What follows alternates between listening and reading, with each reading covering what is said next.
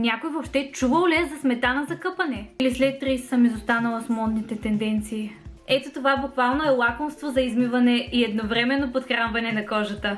Ако искаш да използваш продукти, които нямат парабени, силикони и са в респект към природата, влизайте незабавно в сайта на Care Bear. Ето това са моите 3 лесни стъпки за грижата за кожата.